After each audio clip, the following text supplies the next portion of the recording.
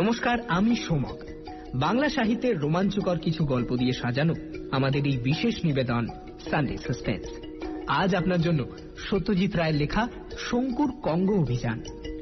সত্যজিৎ রায় বাংলা চলচ্চিত্র ও বাংলা সাহিত্যে এক বিরাট নাম। একদিকে যেমন পাল্লা দিয়ে লিখেছেন একের পর এক ফেলুদা, প্রফেসর শঙ্কু ও তারিণী খুড়োর গল্প, তেমনি আবার আমাদের উপহার দিয়েছেন অজস্র ছোট গল্প। তার সৃষ্টি করা প্রফেসর শঙ্কু এক আশ্চর্য চরিত্র। আত্মভোলাই বৈজ্ঞানিকটির আবিষ্কারের মধ্যে রয়েছে অ্যানাইহিলিনের মতো যে কোনো কিছুকে নিশ্চিহ্ন করে দেওয়া পিস্টল, মেরাকিউরলের মতো মুহূর্তে অসুখ সারিয়ে দেওয়ার ওষুধ এবং বটিকা ইন্ডিকার মতো ক্ষুধা তৃষ্ণা নাশক বড়ি। বোমযাত্রীর ডায়েরিতে আবির্ভাব হওয়ার পর নানা গল্প এবং আবিষ্কারের মধ্যে দিয়ে প্রফেসর ত্রিলোকেশ্বর শঙ্কু আমাদের মন জয় করে নিয়েছেন। আজকের গল্পটি আমরা নিয়েছি আনন্দ পাবলিশার্স থেকে প্রকাশিত শঙ্কু সমগ্র এই বইটি থেকে। প্রধান চরিত্রে প্রফেসর শঙ্কু, জিম মোহনী এবং প্রফেসর হাইমেন জন। গল্প পাঠে এবং শঙ্কুর ভূমিকায় দীপ। গল্পের সূত্রধার আমি সোমক। শুরু হচ্ছে শঙ্কুর কঙ্গ অভিযান।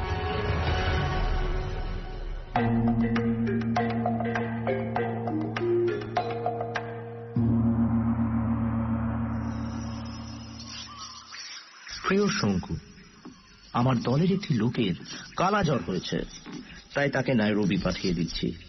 তার হাতে চিঠি যাচ্ছে, সে তাকে ফেলে দেবার ব্যবস্থা করবে। এই চিঠি কেন লিখছি সেটা পড়েই বুঝতে পারবে। খবরটা তোমাকে না দিয়ে পারলাম না। সবাই কথাটা বিশ্বাস করবে না, বিজ্ঞানীরা তো নয়। তোমার মনটা খোলা, নানা রকম বিস্ময়কর অভিজ্ঞতা তোমার হয়েছে, তাই তোমাকেই বলছি। মুকেলে মবেম্বে এই নামটা তোমার চেনা কি? বোধ হয় না, কারণ আমি কঙ্গো এসেই কথাটা প্রথম শুনেছি। স্থানীয় লোকেরা বলে মুকেলে মবেম্বে নাকি এক অতিকায় জানোয়ার। বর্ণনা শুনে প্রাগৈতিহাসিক জানোয়ারের কথাই মনে পড়ে। কঙ্গোর অরণ্যে নাকি এই জানোয়ারকে দেখা গেছে। কথাটা প্রথম যখন শুনি তখন স্বভাবতই আমার কৌতূহল উদ্রেক করে, কিন্তু মাসখানেক থাকার পরও যখন সে প্রাণীর দেখা পেলাম না তখন সে নিয়ে আর চিন্তা করিনি। হঠাৎই 3 দিন আগে একটি অতিকায় প্রাণীর পায়ের ছাপ আমি দেখেছি লিপু নদীর ধারে। এ পা আমাদের কোনো চেনা জানোয়ারের নয়।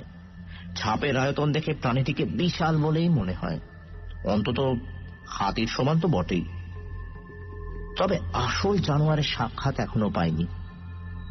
আশা করছি কিছুদিনের মধ্যেই পাব। সম্ভব হলে তোমাকে তো জানাবই। আমি এখন রয়েছি ফেরুঙ্গা পর্বত শ্রেণীর পাদদেশে কঙ্গোর অরণ্যের উত্তর পূর্ব প্রান্তে। আমার বিশ্বাস এখানে এর আগে সভ্য জগতের কোনো প্রাণীর পা পড়েনি। তোমার অভাব তীব্রভাবে বোধ করছি। পারলে একবারে অঞ্চলটা এসো। এই আদিম অরণ্যের সৌন্দর্য বর্ণনা করার ক্ষমতা আমার নেই, তোমাদের কবি টেগোর হয়তো পারতেন। গীতাঞ্জলি এখনো আমার চিরসঙ্গী। সেই ইটালিয়ান দলের কোনো হদিশ পায়নি এ পর্যন্ত। স্থানীয় লোকে বলছে সে দল নাকি মুকেলে মবেম্বের শিকারে পরিণত হয়েছেন। আশা করি ভালো আছো। ঈশ্বর তোমার মঙ্গল করুন। Chris Macpherson. ভূতাত্ত্বিক ও খনি বিশারদ ক্রিস্টোফার ম্যাকফারসনের সঙ্গে আমার আলাপ হয় ইংল্যান্ডে বছর 3 আগে। আমি তখন আমার বন্ধু জেরেমি সন্ডার্সের অতিথি হয়ে সাসেক্সে বিশ্রাম করছি। টেলিফোনে অ্যাপয়েন্টমেন্ট করে ম্যাকফারসন আমার সঙ্গে দেখা করতে আসে। তার হাতে ছিল এক কপি ইংরেজি গীতাঞ্জলির প্রথম সংস্করণ, ভেতরে স্বয়ং রবীন্দ্রনাথেরই সই। ম্যাকফারসনের বাবা ছিলেন স্কুল মাস্টার। তিনি নিজে কবিকে দিয়ে এই বইয়ে সই করিয়ে নিয়েছিলেন। ট্যাগোরের প্রতি বাপের ভক্তি এখন ছেলের মধ্যে সঞ্চারিত হয়েছে। আমি তাকে আরো 3খানা রবীন্দ্রনাথের বই কিনে দিই। তারপর দেশে ফিরেও ম্যাকফারসনের কাছ থেকে মাঝে মাঝে চিঠি পেয়েছি। সে যে কঙ্গো যাচ্ছে সে খবরও সে দিয়েছিল। এখন ভয় হচ্ছে গত বছর প্রফেসর সান্তিনির নেতৃত্বে যে ইটালিয়ান দলটি কঙ্গোর জঙ্গলে নিখোঁজ হয়ে যায়, ম্যাকফারসনের দলেরও হয়তো সেই দশাই হয়েছে। কারণ 4 মাস আগে এই চিঠি পাবার পর আজ অবধি ম্যাকফারসনের আর কোনো খোঁজ পাওয়া যায়নি। যে আন্তর্জাতিক ভৌগোলিক সংস্থার পৃষ্ঠপোষকতায় ম্যাকফারসনের দল কঙ্গো গিয়েছিল তারাও কোনো খবর পায়নি। অথচ রেডিও মারফত এদের পরস্পরের সঙ্গে যোগাযোগ ছিল। এই নিয়ে পরপর 3টি দল উধাও হল কঙ্গোর জঙ্গলে। 2 বছর আগে একটি জার্মান দলেরও এই দশা হয়। এদের কয়েকজনকে আমি চিনি। দলপতি প্রফেসর কার্ল হাইমেনডর্ফের সঙ্গে আমার আলাপ হয় বছর 7 আগে। বহুমুখী প্রতিভা এই বিজ্ঞানীর। একাধারে ভূতাত্ত্বিক, পদার্থবিদ, ভাষাবিদ ও দুঃসাহসী পর্যটক। 65 বছর বয়সেও দৈহিক শক্তি প্রচণ্ড। একবার এক বিজ্ঞানী সম্মেলনে এক সতীর্থের সঙ্গে মতভেদ হওয়ায় হাইমেনডর্ফ এক ঘুষিতে তার চোয়াল ভেঙে দিয়েছিলেন। এই দলে ছিলেন আরো 3 জন। তার মধ্যে ইলেকট্রনিক্সে দিকপাল প্রফেসর এলরিখ ও ইনভেন্টর পদার্থবিদ রুডলফ গাউস আমার পরিচিত। 4র্থ ব্যক্তি ইঞ্জিনিয়ার গটফ্রিড হালসম্যানকে আমি দেখিনি কখনো। এই দলটিও নিখোঁজ হয়ে যায় 4 মাসের মধ্যেই। ম্যাকফারসনের চিঠিটা পাবার পর থেকেই কঙ্গোর আদিম অরণ্য আমার মনকে বিশেষভাবে টানছে। কি রহস্য লুকিয়ে আছে এই অরণ্যে কে জানে। মোকেলে মেম্বে ব্যাপারটাই বা কতটা সত্যি। প্রায় 150 কোটি বছর ধরে জীবজগতে রাজত্ব করার পর আজ থেকে 70 কোটি বছর আগে ডাইনোসর শ্রেণীর জানোয়ার হঠাৎ পৃথিবী থেকে লোপ পেয়ে যায়। এই ঘটনার কোনো কারণ আজ পর্যন্ত বিজ্ঞানীরা খুঁজে পাননি। উদ্ভিদভোজী ও মাংসাশী 2 রকম জানোয়ারই ছিল এদের মধ্যে। পৃথিবীর কোনো অজ্ঞাত অংশে কি তারা এখনো বেঁচে আছে? যদি কঙ্গোর অরণ্যে থেকে থাকে তাহলে তাদের উদ্দেশ্যে ধাওয়া করাটা কি খুব অন্যায় হবে? দিন 15 আগে কঙ্গো যাবার প্রস্তাব দিয়ে আমার 2 বন্ধু সন্ডার্স ও ক্রোলকে চিঠি লিখি। উদ্দেশ্য ম্যাকফারসনের দলের খোঁজ করা। সন্ডার্স জানায় যে আন্তর্জাতিক ভৌগোলিক সংস্থার কর্তা লর্ড কানিংহামের সঙ্গে তার যথেষ্ট আলাপ আছে। কঙ্গো অভিযান সম্পর্কে সন্ডার্স সুবিশেষ আগ্রহী। শুধু খরচাটা যদি সংস্থা যোগায় তাহলে আর কোনো ভাবনা থাকে না। ক্রোলের যে উৎসাহ হবে সেটা আগে থেকেই জানতাম। সে বেশ কয়েক বছর থেকেই ঝুঁকেছে অতি প্রাকৃতের দিকে।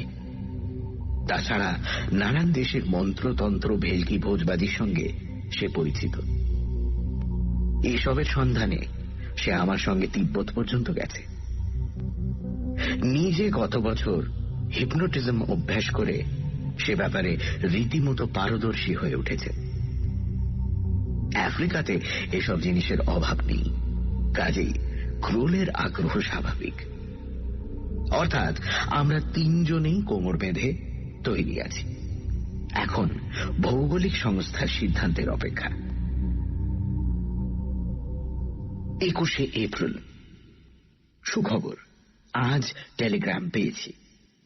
ইন্টারন্যাশনাল জিওগ্রাফিক ফাউন্ডেশন আমাদের অভিযানের সমস্ত খরচ বহন করতে রাজি। সন্ডার্স কাজের কাজ করেছে। আমরা ঠিক করেছি মে মাসের প্রথম সপ্তাহে বেরিয়ে পড়ব। 29শে এপ্রিল। আমাদের দলে আর একজন যোগ দিয়েছে। একজন নয়, 2 জন। ডেভিড মনরো ও তার গ্রেট ডেন কুকুর রকেট, যার নামে মনরো দ্বীপ, যেখানে আমাদের লোমহর্ষক অ্যাডভেঞ্চারের কথা আমি আগেই বলেছি। সেই হেক্টর মনরোর বংশধর তরুণ ডেভিড মনরো তার কুকুর সমেত আমাদের অভিযানে অংশগ্রহণ করেছিল। কবি ভাবাপন্ন এই যুবকটি অ্যাডভেঞ্চারের নেশায় পাগল। পড়াশোনা আছে বিস্তর এবং বাইরে থেকে বোঝা না গেলেও যথেষ্ট সাহস ও দৈহিক শক্তি রাখে সে। সন্ডার্সের কাছে খবরটা পেয়ে সে তৎক্ষণাৎ অভিযানে যোগ দেওয়ার ইচ্ছে প্রকাশ করে। আফ্রিকার জঙ্গল, বিশেষ করে কঙ্গোর ট্রপিক্যাল রেন ফরেস্ট সম্বন্ধে সে নাকি প্রচুর পড়াশোনা করেছে। তাকে সঙ্গে না নিলে নাকি তার জীবনই বৃথা হবে। এক্ষেত্রে না করার কোনো কারণ দেখিনি। আমরা সকলে নাইরোবিতে জমায়েত হচ্ছি। সেখানেই স্থির হবে কিভাবে কোথায় যাওয়া।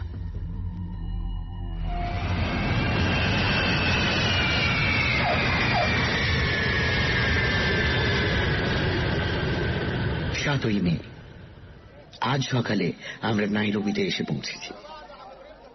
আমাদের হোটেলটা যেখানে, তার চারপাশে আদিম আফ্রিকার কোনো চিহ্ন নেই। ছিমছাম সমৃদ্ধ আধুনিক শহর, ঘর বাড়ি, রাস্তাঘাট, দোকানপাট সবকিছুতেই পশ্চিমী আধুনিকতার ছাপ।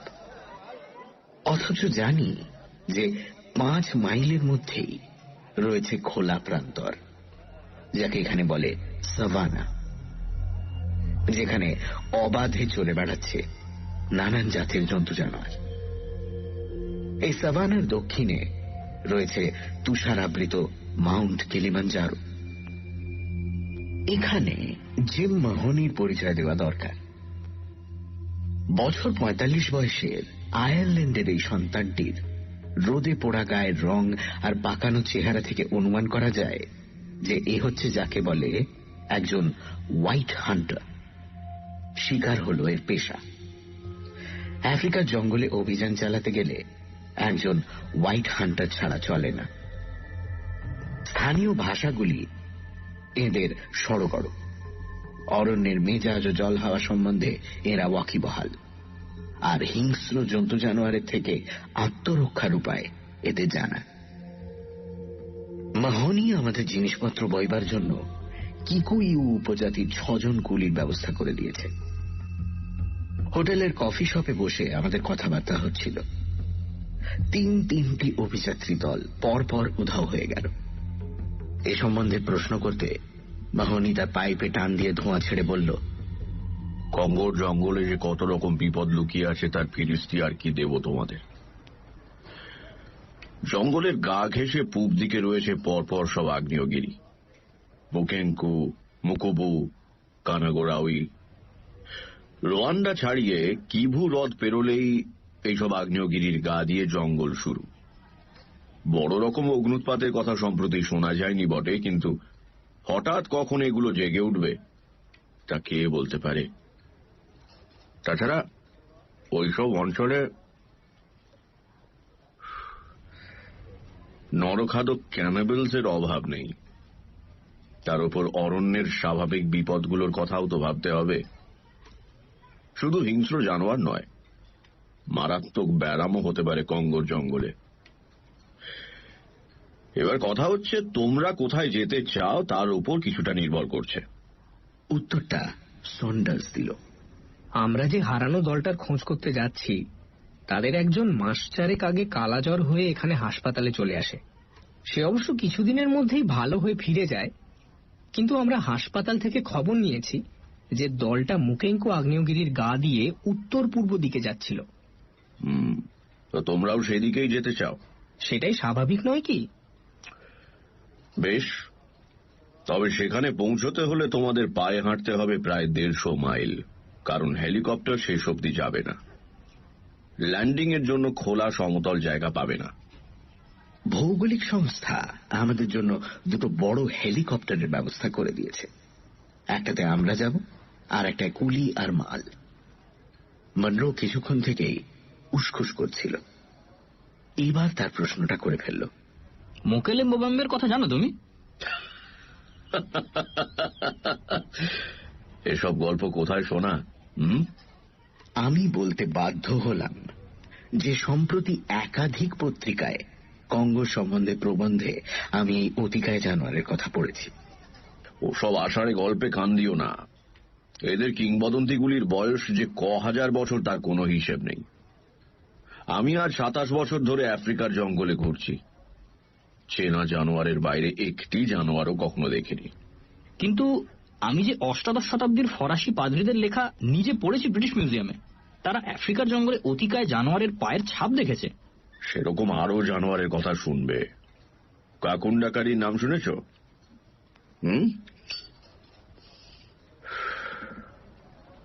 হিমালয়ে যেমন ইয়েতি বা তুষার মানব, আফ্রিকার জঙ্গলে তেমনই কাকুন্ডাকারী। দুপায়ে হাঁটা লোমশ জানোয়ার, গরিলার চেয়েও বেশি লম্বা।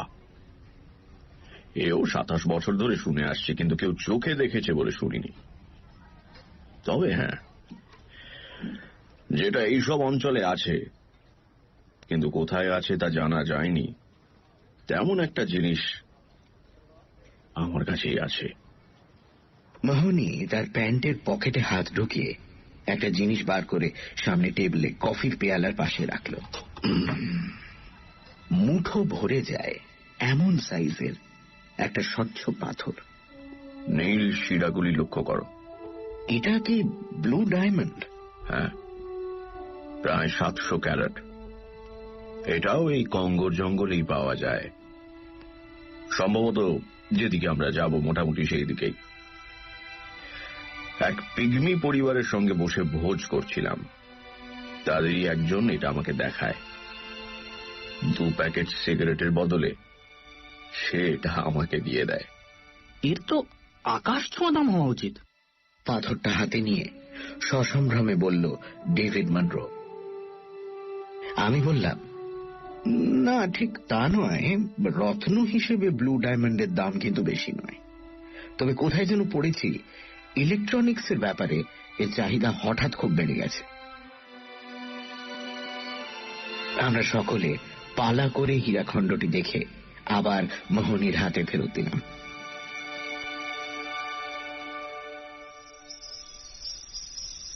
8ই মে রাত 10:30। কঙ্গোর আদিম অরণ্যের ঠিক বাইরে একটা অপেক্ষাকৃত খোলা জায়গায় ক্যাম্প ফেলেছি আমরা। আমারই আবিষ্কার শ্যাঙ্কলন প্লাস্টিকের তাঁবু, হালকা অথচ মজবুত। সব শুদ্ধ 5টা তাঁবু, তার 3টেতে আমরা 5 জন ভাগাভাগি করে রয়েছি। আমি আর ডেভিড একটায়, ক্রোল ও সন্ডার্স আর একটায়, আর তৃতীয়টায় জিম মোহনী। বাকি দুটোয় রয়েছে কুলির দল। মশারির ভিতরে বসে লিখছি। মশার উপদ্রব সব সময়। তবে আমার কাছে আমারই তৈরি সর্বরোগ নাশক মেরাকিউরল বড়ি আছে, তাই ব্যারামের ভয় করি না। আসল জঙ্গলে কাল প্রবেশ করব। তার আগে আজকের ঘটনাগুলো লিখে রাখি। সকাল 8টায় নাইরোবি থেকে হেলিকপ্টারে রওনা দিয়ে কেনিয়া ছেড়ে রোয়ান্ডায় এসে রাওয়ামাগেমা এয়ারফিল্ডে নেমে আমাদের তেল নিতে হয়। তারপর কিভু হ্রদ পেরিয়ে 8 ঘন্টা চলার পর একটা খোলা জায়গায় নেমে আমরা উত্তর মুখে হাঁটতে শুরু করলাম।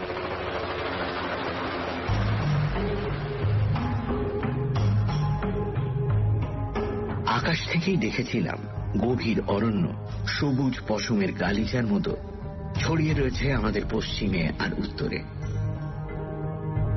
যত দূর দৃষ্টি যায় সবুজের মধ্যে কোনো ফাঁক নেই। এই ট্রপিক্যাল রেইন ফরেস্টের বিস্তৃতি 2000 মাইল। তার অনেক অংশেই সভ্য মানুষের পা পড়েনি কখনো। হেলিকপ্টার আমাদের নামিয়ে দিয়ে আবার ফিরে গেল।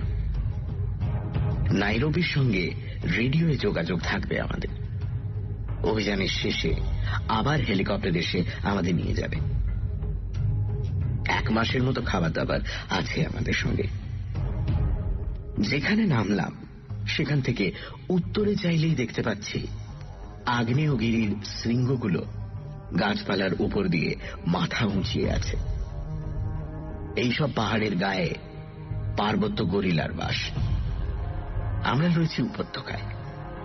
এর উচ্চতা 1000 ফুটের উপর। এই অঞ্চলে হাতি, হিপো, লেপার্ড, বানর শ্রেণীর নানান জানোয়ার, ওকাপি, প্যাঙ্গোলিন, কুমির ও অন্যান্য সরীসৃপ সবই পাওয়া যায়। এই জঙ্গলের মধ্যে দিয়েই অনেক অপরিসর নদী বয়ে গেছে, কিন্তু সেগুলো এতই খরস্রোতা যে নদীপথে যাতায়াত খুবই দুরূহ ব্যাপার। আমাদের তাই পায়ে হাঁটা ছাড়া গতি নেই। সানডে সাসপেন্স, শুধুমাত্র মির্চি 98.3-তে। গল্পের পরবর্তী অংশ ব্রেকের পর।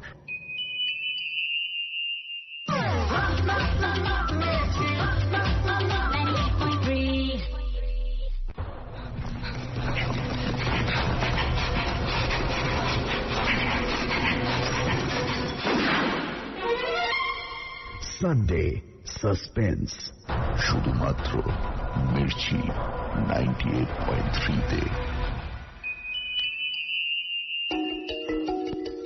সানডে সাসপেন্সে আজ সত্যজিৎ রায় লেখা শঙ্কুর কঙ্গো অভিযান।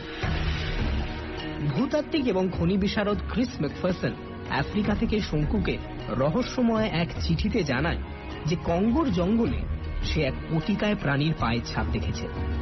শঙ্কু জানতে পারে যে এই নিয়ে কঙ্গোর জঙ্গলে পরপর 3টি দল উধাও হয়ে গেছে।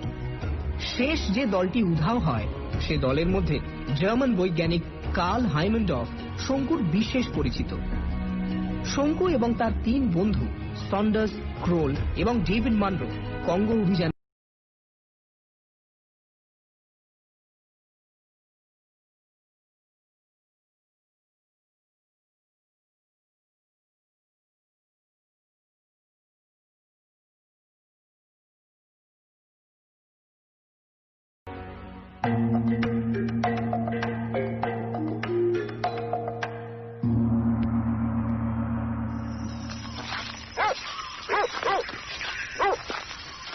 সাড়ে 10টায় চা বিস্কিট খেয়ে আমরা রওনা দিলাম।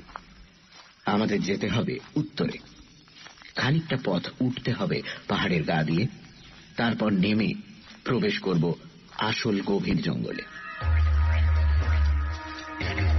এখানে জঙ্গল তেমন গভীর নয়, উপরে চাইলে আকাশ দেখা যায়।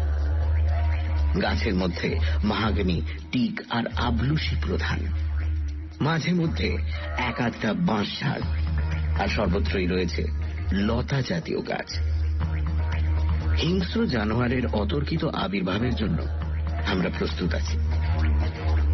মোহনের হাতে একটা দোনালা বন্দুক, ক্রোল ও কুলি সর্দার কাহিন্দির হাতে একটা করে রাইফেল। কাহিন্দি লোকটা বেশ ভাঙা ভাঙা ইংরেজি বলে, নিজের ভাষা সোয়াহিলি। আমিও যে সোয়াহিলি জানি সেটা কাহিন্দির কাছে একটা পরম বিস্ময়ের ব্যাপার। বেশ মজার এই সোয়াহিলি ভাষাটা। এরা বলে চায় তৈয়ারি, অর্থাৎ চা প্রস্তুত। আসলে যেমন বাংলায় তেমনি সোয়াহিলিতে বেশ কিছু আরবি, ফার্সি, হিন্দি, পর্তুগিজ কথা মিশে গেছে। সিঙ্গল ফাইলে চলেছি আমরা সকলে। সবার আগে যে মোহনী। আমাদের 4 জনের মধ্যেই একটা চাপা উত্তেজনার ভাব। যে ইটালিয়ান দলটি হারিয়ে গেছে তাদের কাউকেই আমরা চিনতাম না, কিন্তু হাইমেনডর্ফকে ক্রোল বেশ ভালোভাবেই চিনত। আর ক্রিস ম্যাকফারসনের সঙ্গে তো সন্ডার্সের অনেক দিনের পরিচয়। একমাত্র ডেভিড মানরো আমাদের ছাড়া কাউকেই চেনে না, কিন্তু তার উৎসাহ আমাদের সকলের চেয়ে বেশি। লিভিংস্টোন যে পথে গেছে, স্ট্যানলি, ম্যাঙ্গো পার্ক যে পথে গেছে, সে পথে সেও চলেছে। এটা ভাবতেই যে তার রোমাঞ্চ হচ্ছে সে কথা সে একাধিকবার বলেছে আমাদের। রকেটকে আগে যখন দেখেছি তখনও সে আশ্চর্য শিক্ষিত কুকুর ছিল, কিন্তু এবার যেন দেখছি আরো বেড়েছে তার বুদ্ধি ও আনুগত্য। জন্তু জানোয়ার যে একাধটা চোখে পড়ছে না তা নয়, গাছের ডালে বাঁদর তো প্রায়ই দেখা যাচ্ছে, কিন্তু সে সম্বন্ধে রকেট সম্পূর্ণ উদাসীন। দৃষ্টি যদি বা একবার সেদিকে যায়, হাঁটা থামানোর কোনো প্রশ্নই উঠতে পারে না। ঘন্টা খানিক চলার পর হঠাৎ দেখলাম মোহনী হাঁটা বন্ধ করে তার ডান হাতটা উপরে তুলে আমাদের থামতে বলল। কুলি সমেত সকলেই থামল। কেবল কাহিন্দি এগিয়ে গিয়ে মোহনের পাশে দাঁড়ালো। আমাদের সামনে খানিকটা খোলা জায়গা, তারপর প্রায় 50 গজ দূরে ঝোপ আর গাছের পিছনে দেখতে পাচ্ছি একটা ধোঁয়ার কুণ্ডলী আকাশের দিকে উঠছে। গাছের ফাঁক দিয়ে কয়েকটি প্রাণীর চলাফেরা দেখা যাচ্ছে। জানোয়ার নয়, মানুষ। কিগানি ক্যানিবালস, চাপা ফিসফিসে গলায় বলল মাহনি। Take cover behind the trees now. মাহনি যে তার বন্দুকের সেফটি ক্যাচটা নামিয়ে নিয়েছে সেটা একটা খুঁট শব্দ থেকেই বুঝেছি। কাহিন্দির হাতের বন্দুকও তৈরি। ক্রোল কি করছে সেটার পেছনে ফিরে দেখলাম না। আমরা 4 জন এবং 6 জন কুলি ছড়িয়ে পড়ে এক একটা গাছের গুঁড়ির আড়ালে লুকিয়ে পড়লাম।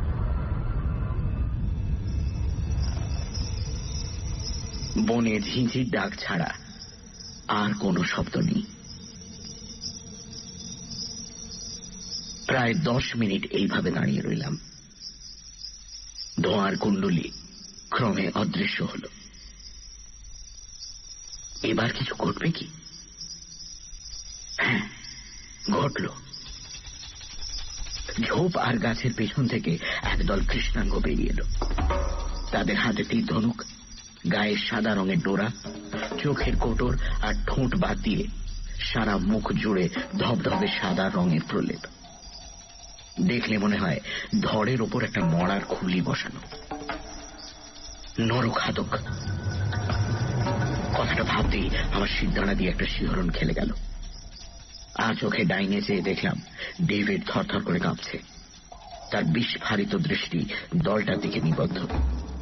বেশ বুঝলাম কাঁপুনি আতঙ্কের নয়, উত্তেজনার। নরখাদকের দল এগিয়ে আসছে আমাদের দিকে। লক্ষ্য করলাম মাহনির বন্দুক এখনো নামানো রয়েছে, কাহিন্দিরও। লোকগুলো এই দুজনকে দেখল এবং দেখে থামল। তারপর তাদের দৃষ্টি ঘুরল এদিক ওদিক। আমাদেরও দেখেছে। এই গাছের গুঁড়ি তেমন প্রশস্ত নয় যে আমাদের সম্পূর্ণ আড়াল করবে। সমস্ত বনটা যেন শ্বাসরোধ করে রয়েছে। আমি নিজের হৃদস্পন্দন শুনতে পাচ্ছি। প্রায় 1 মিনিট এইভাবে থাকার পর নরখাদকের দল মৃত্যুমন্দ গতিতে আমাদের পাশ কাটিয়ে জঙ্গলের মধ্যে অদৃশ্য হয়ে গেল। মুখ খুলল প্রথম David Munro. But they didn't eat us. Mohini হেসে উঠল। খাবে কেন? তোমার যদি পেট ভরা থাকে তাহলে তোমার সামনে 1 প্লেট মাংস এনে রাখলে খাবে কি? ওরা খেলো বুঝি? আমার তো তাই বিশ্বাস। মানুষের মাংস? সেটা আর একটু এগিয়ে গেলেই বুঝতে পারবো। আমরা আবার রওনা দিলাম। ঝোপঝাড় গাছপালা পেরোতেই আর একটা খোলা জায়গায় পৌঁছলাম। বাঁয়ে একটা পাতার ছাউনি দেওয়া ঘর। মোহনী বলল সেটা চাষির কুটির। এই অঞ্চলে যে চাষ হয় সেটা আসার সময় ভুট্টার ক্ষেত দেখেই জেনেছি। কুটিরে জনমানব নেই সেটা বোঝাই যাচ্ছে। ওই দেখো, অঙ্গুলি নির্দেশ করল মোহনী। ডাইনে কিছু দূরে একটা নিভে যাওয়া অগ্নিকুণ্ডের আশেপাশে ছড়ানো রয়েছে রক্ত মাখা হাড়।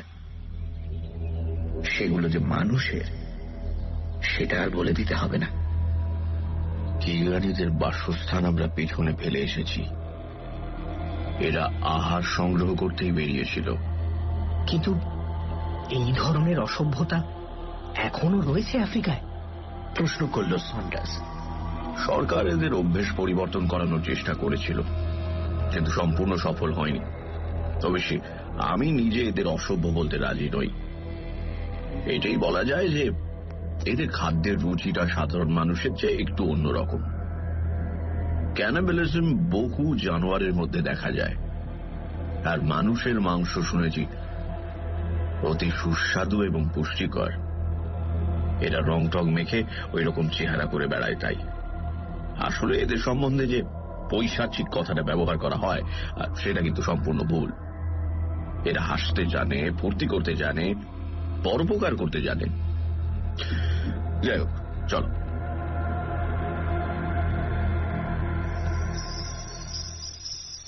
সন্ধে নাগাদ আমরা একটা ক্যাম্পের উপযোগী জায়গায় পৌঁছলাম। পরে আর কোনো উল্লেখযোগ্য ঘটনা ঘটেনি। কাল আমরা মুকেঙ্কু আগ্নেয়গিরির পাদদেশ দিয়ে এগিয়ে যাব আসল অরণ্যের দিকে। 9 মে রাত 9টা। আজকের দিনটা ক্যাম্পেই কাটাতে হলো, কারণ সারা দিন বৃষ্টি। বিকেলের দিকে একবার বৃষ্টিটা একটু ধরেছিল, তখন ক্যাম্পের কাছে একদল বান্টুর আগমন হয়। এই বিশেষ উপজাতিটি সারা কঙ্গো অরণ্যে ছড়িয়ে আছে। এদের সঙ্গে একটি ওঝা বা উইচ ডক্টর ছিল। মহনির সাহায্যে ক্রোল তার সঙ্গে কিছুক্ষণ কথাবার্তা বলল।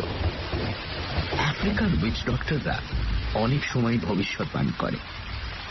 ওঝামশাই আমাদের সাবধান করে দিয়ে গেছেন যে আমাদের নাকি চরম বিপদের মধ্যে পড়তে হবে। লাল মানুষকে যেন আমরা বিশ্বাস না করি। এই বিপদ থেকে নাকি আমরা মুক্তি পাব একটি নতুন ওঠা চাঁদের রঙের গোলকের সাহায্যে। আমাদের মঙ্গলের জন্য ওঝা 5টি হাতির ল্যাজের চুল রেখে গেছে। সেগুলো আমাদের কবজিতে পেঁচিয়ে পড়তে হবে। ক্রোল সারা সন্ধে ওঝার কথার মানে বার করার চেষ্টা করে কাটিয়েছে। 10 মে রাত 10টা। আজ মনটা ভারাক্রান্ত হয়ে আছে। ক্রিস ম্যাকফারসন যে আর ইহজগতে নেই তার প্রমাণ আজ পেয়েছি। আজকের দিনটা ঘটনাবহুল ও বিভীষিকাময়, তাই সব বুঝিয়ে লেখার চেষ্টা করতে হবে। কি অদ্ভুত এক রাজ্যে যে এসে পড়েছি সেটা এখনো স্পষ্টভাবে উপলব্ধি করতে পারছি না। আমাদের কিকুই ও কুলিদের মধ্যে একটা চাঞ্চল্য লক্ষ্য করছি। ভয় হয় তারা বুঝি আমাদের পরিত্যাগ করে চলে যাবে। কাহিনী তাদের অনেক করে বুঝিয়েছে, তাতে ফল হলেই রক্ষে। আজ দিনটা ভালো ছিল, তাই ভোর থাকতে রওনা হয়ে আমরা 8টার মধ্যে মুকেঙ্কুর পাদদেশে পৌঁছে গেলাম। এখানকার মাটিতে ভলক্যানিক অ্যাশ অতীতের অগ্নি উৎপাতের সাক্ষ্য দিচ্ছে। লক্ষ লক্ষ বছর ধরে যে অনেকবার অগ্নি উৎপাত হয়েছে সব আগ্নেয়গিরিতে, সেটা বেশ বোঝা যায়। পাহাড়ের গা বেয়ে প্রায় 6500 ফুট উঠে 3টে নাগাদ আমরা টিনের মাংস, মাছ, চিজ, রুটি ও কফি দিয়ে মধ্যাহ্নভোজন সারলাম।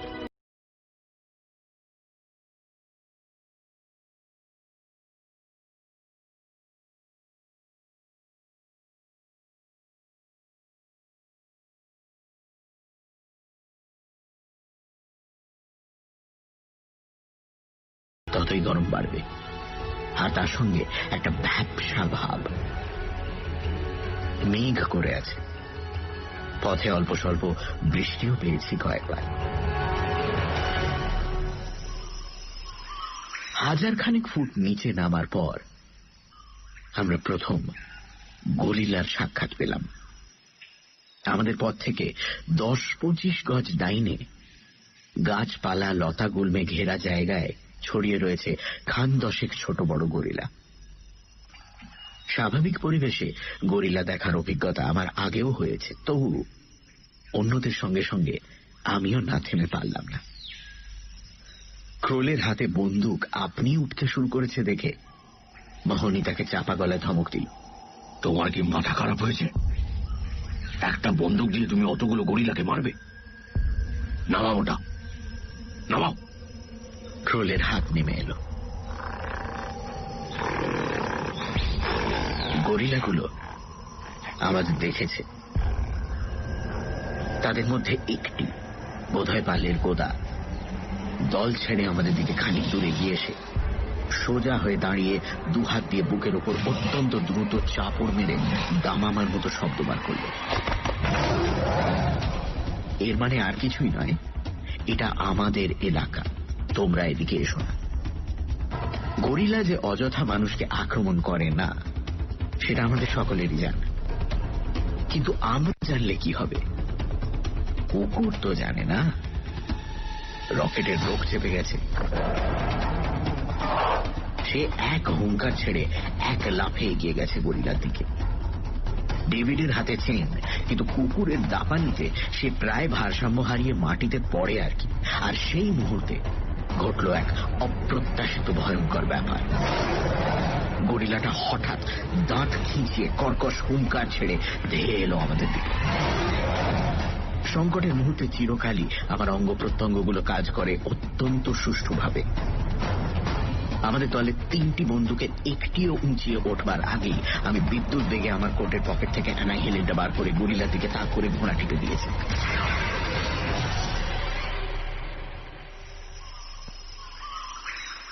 মাহনি বা কাহিন্দি কেউই আমার এই ব্রহ্মাস্ত্রের কথাটা জানত না।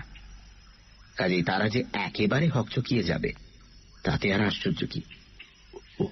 What did you do? জবাবটা দিল ক্রোল। ওটা প্রফেসর শঙ্কুর অনেক আশ্চর্য আবিষ্কারের একটা। আত্মরক্ষার জন্য সামান্য একটি অস্ত্র। ও তুমি বুঝবে না। কাহিন্দির মুখও হাঁ হয়ে গেছে। মোহনী ফ্যাল ফ্যাল করে আমার দিকে চেয়ে মাথা নাড়ছে। আমি বললাম, অন্য গরিলা আর কোনো উৎপাত করবে বলে মনে হয় না। চলো আমরা এগোই। মোহনী আর কথা না বলে তার দুহাত দিয়ে আমার হাতটা ধরে গভীর সম্ভ্রমের সঙ্গে ঝাঁকিয়ে দিল। আমরা আবার এগোতে শুরু করলাম। বলা বাহুল্য, ওঠার চেয়ে নামার পর্বটা আরো দ্রুত হল।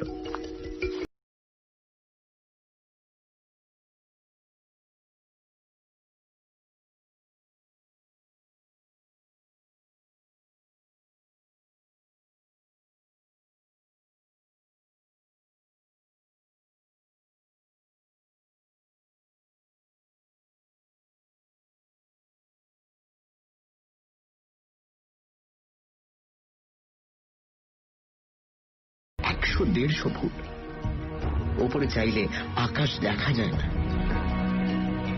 মনে আপনা থেকেই একটা ভক্তিভাব আসে, যেমন আসে মধ্যযুগীয় কোনো গির্জায় ঢুকলে।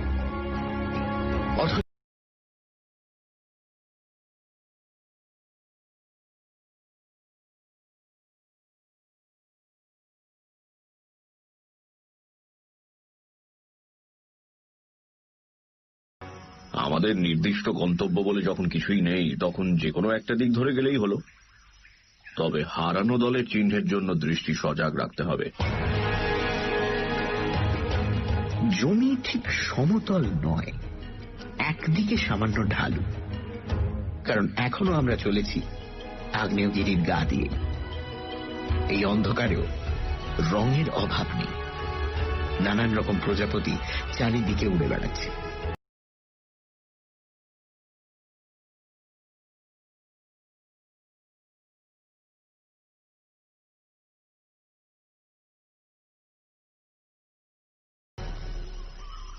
এর মধ্যে রকেট হঠাৎ আবার সরব হয়ে উঠল। সেই সঙ্গে ডেভিডের হাতে টান পড়েছে। Stop it! রকেট! রকেট! কুকুর একটা বিশেষ দিকে যাবার জন্য উৎসুক। আমরা থামলাম। কুকুর তাকে টেনে নিয়ে গেল লিয়ানা লতায় ঘেরা বিশাল এক গুঁড়ির পেছন। আমরাও তার পেছনে গিয়ে কুকুরের উত্তেজনার কারণটা বুঝলাম। একটি অচেনা মানুষের মৃতদেহ পড়ে রয়েছে গাছের ছড়ানো শিকড়ের ওপর। গায়ের মাংসের অনেকখানি খেয়ে গেছে কোনো জানোয়ার। তবে জানোয়ারই তার মৃত্যুর কারণ কি না সেটা বোঝার কোনো উপায় নেই।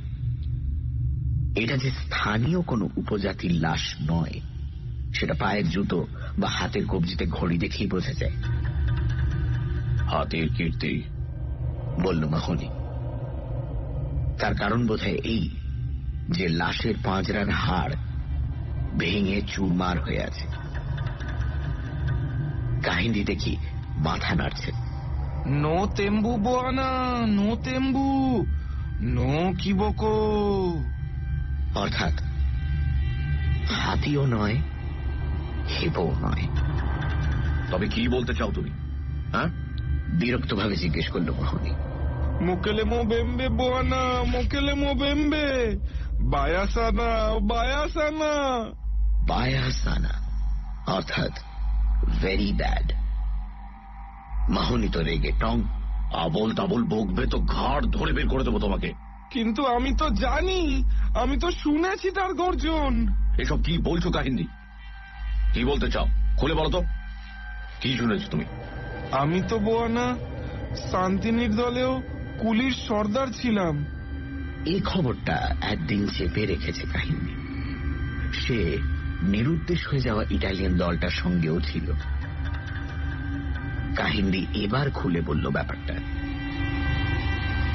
মুকেঙ্কুর পাদদেশে একটা খোলা জায়গায় রাত্রিরে ক্যাম্প ফেলে শান্তিনীর দল। আমরা যেখানে আছি তার আরো কিছুটা উত্তরে। মাঝরাত্রিরে একটা গর্জন শুনে কাহিনীর ঘুম ভেঙে যায়। সে তাঁবু ছেড়ে বাইরে এসেই কিছু দূরে মাটি থেকে প্রায় 8-10 হাত উপরে অন্ধকারে একজোড়া জ্বলন্ত চোখ দেখতে পায়। তারপর কাহিনী আর সেখানে থাকেনি। মাইল খানেক দৌড়ে তারপর হেঁটে ফিরে আসে সভ্য জগতে। তার অভিজ্ঞতার কথা সে অনেককে বলেছে, কিন্তু সাহেবরা কেউ বিশ্বাস করে। কাহিনীর নিজের ধারণা ইটালিয়ান দলের সকলেই এই দানবের কবলে পড়ে প্রাণ হারিয়েছে। তো তাহলে তুমি আমাদের সঙ্গে এলে কেন? প্রশ্ন করল মোহনী। নাকি আমাদের দল থেকে পালাবার মতলব করছিলে? কাহিনী মুখ খাঁচুমাচু করে বলল, এসেছি রুটির জন্য বোয়ানা। আবার সে দানবকে দেখলে আবার পালাতাম। তবে এখন বোয়ানা শঙ্কুর অস্ত্র দেখে ভরসা পেয়েছি, আর পালাবো না। তাহলে তোমার কুলিদেরও সে কথা বলে দেবে। যারা একবার এসেছে তারা আর দল ছেড়ে যেতে পারবে না, এই তোমায় বলে দিলাম। চাঞ্চল্যকর ঘটনার শেষ এখানেই নয়। শ্বেতাঙ্গের লাশ আবিষ্কার আর কাহিনীর স্বীকারোক্তির পর আবার রওনা দিয়ে 10 মিনিটের মধ্যে এক পিগমির দলের সামনে আমাদের পড়তে হলো।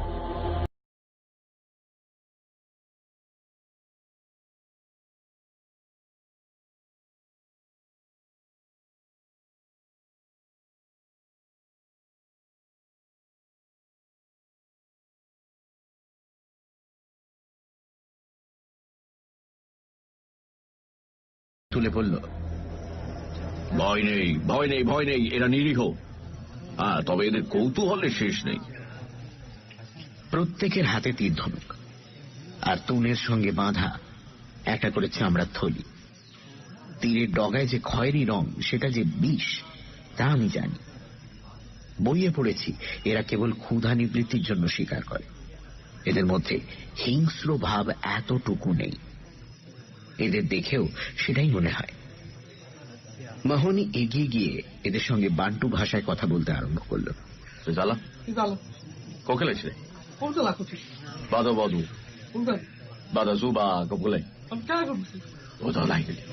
কয়েকজন এগিয়ে এসেছে রকেটের দিকে। আফ্রিকায় দুর্ধর্ষ শিকারী বুনো কুকুরের অভাব নেই, কিন্তু এ জাতের কুকুর এরা কেউ কখনো দেখেনি।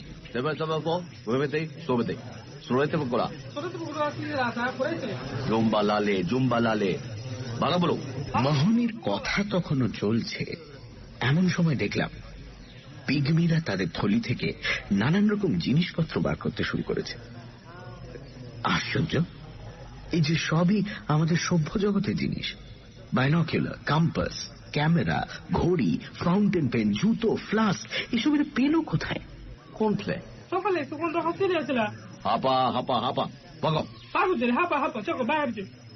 কথা শেষ করে মোহনী আমাদের দিকে ফিরে বলল, বেশ কিছু শ্বেতাঙ্গের মৃতদেহ এরা গত কয়েক মাসের মধ্যে এই অঞ্চলে দেখেছে।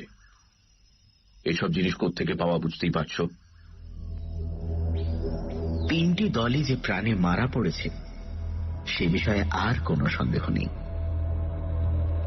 ইতিমধ্যে আরেকটি পিগমি তার থলি থেকে আরেকটা জিনিস বার করেছে, যেটা দেখে আমার রক্ত হিম হয়ে গেল। একটা বই, এবং সেটা আমার খুব চেনা। আমি এগিয়ে গিয়ে হাত বাড়াতে বিনা বাক্য ব্যয়ে পিগমিটা সেটা আমার হাতে তুলে দিল। আমি মাহনিকে বললাম, জিজ্ঞেস করো তো এই বইটা আমি নিতে পারি কিনা।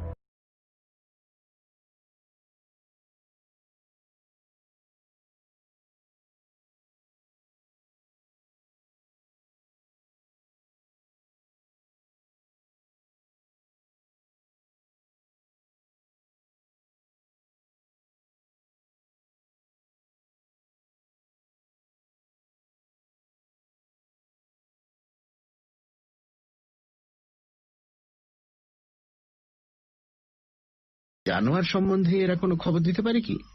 না, সে বিষয়ে জিজ্ঞেস করেছি আমি। তবে এরা বলছে আকাশে একটা অদ্ভুত জিনিস উড়তে দেখেছে। পাখি? সন্ডার্স প্রশ্ন করল। না, পাখি না, কোনো যান্ত্রিক যানও নয়, কারণ ওড়ার কোনো শব্দ ছিল না। পিগমিরা চলে গেল। আমরা গভীর উৎকণ্ঠা নিয়ে আবার এগোতে শুরু করলাম।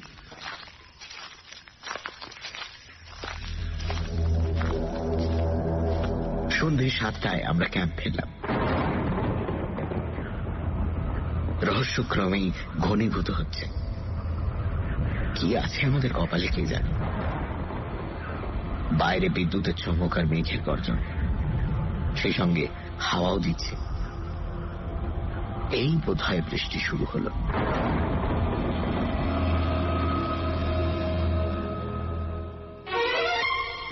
সানডে সাসপেন্স, শুধুমাত্র মির্চি 98.3-তে। গল্পের পরবর্তী অংশ ব্রেকের পর।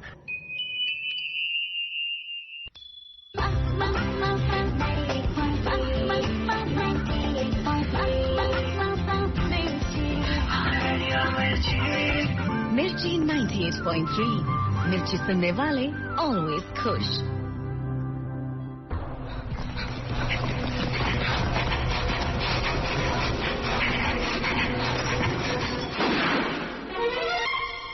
সানডে সাসপেন্স, শুধুমাত্র মির্চি 98.3-তে। সানডে সাসপেন্সে আজ সত্যজিৎ রায়ের লেখা শঙ্কুর কঙ্গ অভিযান। কঙ্গোর দুর্ভেদ্য জঙ্গলে শঙ্কুদের অভিযান চলতে থাকে। অভিযান চলাকালীন তারা সম্মুখীন হয় নানা চাঞ্চল্যকর ঘটনার। গরিলার আক্রমণ থেকে তারা উদ্ধার পায় শঙ্কুরই তৈরি অ্যানাইহিলিন পিস্টলের গুণে। জঙ্গলের মধ্যে তারা আবিষ্কার করে এক অচেনা মানুষের মৃতদেহ। জিম মাহনির মতে মৃত্যুর কারণ হাতির উপদ্রব হলেও কুলি কাহিন্দি নিশ্চিত হয়ে বলে যে এ সেই অতিকায় প্রাণীর কীর্তি। মাহনির ধমক খেয়ে কাহিন্দি স্বীকার করতে বাধ্য হয় যে ম্যাকফারসনের দলের সঙ্গে গিয়ে সে এই অতিকায় প্রাণীর মুখোমুখি হয়েছিল। এরই মধ্যে শঙ্কুরা এক স্থানীয় পিগমি দলের সামনে পড়ে। পিগমিদের ঝোলা থেকে বেরোয় নানান সভ্য জগতের জিনিস, যার মধ্যে পাওয়া যায় ক্রিস ম্যাকফারসনের একটি বই। পিগমিরা জানায় তারা এইসব সংগ্রহ করেছে কিছু মৃত মানুষের কাছ থেকে। শঙ্কু নিশ্চিত হয় যে ম্যাকফারসন আর বেঁচে নেই। তারপর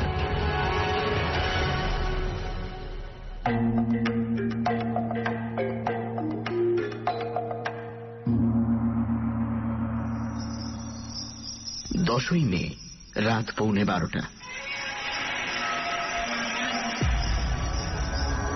সাংঘাতিক ঘটনা। আমার হাতে কলম স্থির থাকছে না এখনো। গতবার ডায়েরি লিখে মশারি তুলে বিছানায় উঠব এমন সময় বাইরে থেকে চিৎকার। ডেভিড আর রকেট ঘুমোচ্ছিল, দুজনেই এক মুহূর্তে সজাগ। তিনজনে তৎক্ষণাৎ বেরিয়ে এলাম তাঁবুর বাইরে। ক্রোল, সন্ডার্স, মাহনি সকলেই তাঁবুর বাইরে হাজির। আমাদের দৃষ্টি কুলিদের তাঁবুর দিকে, কারণ সেদিক থেকেই চিৎকারটা আসছে। বাইরে দুর্ভেদ্য অন্ধকার। অন্যদিন তাঁবুর বাইরে আগুন জ্বলে, আজ বৃষ্টিতে সে আগুন নিভে গেছে। চিৎকার এখন আর্তনাদে পরিণত হয়েছে, আর সেই সঙ্গে শুনতে পাচ্ছি একটা দুম দুম শব্দ, যেন বিশাল একটা দুর্মুষ পেটা হচ্ছে জমিতে।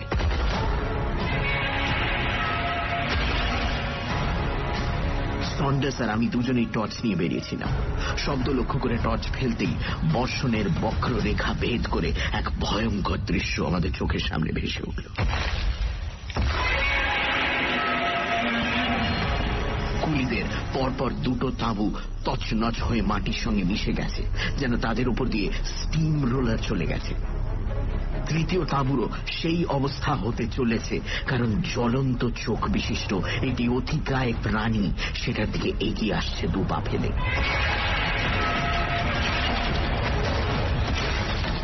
প্রাগৈতিহাসিক ডাইনোসর যুগের সবচেয়ে হিংস্র মাংসাশী জানোয়ার টিরানোসরাস রেক্স।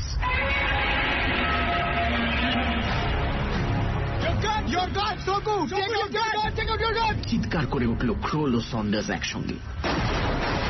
ইতিমধ্যে মাহনি দুটো গুলি চালিয়ে দিয়েছে, কিন্তু তাতে কোনো ফল হয়নি। আমি কোট ছেড়ে ফেলেছিলাম, তাই অ্যানাইহেলেনের জন্য তাঁবুতে ফিরে যেতে হলো। কয়েক সেকেন্ডের কাজ, কিন্তু তারই মধ্যে দেখলাম ডেভিডের জনাদারেল গ্রেট ডেন তাঁবুর ভেতর ফিরে এসে ল্যাজ গুটিয়ে থরথর করে কাঁপছে।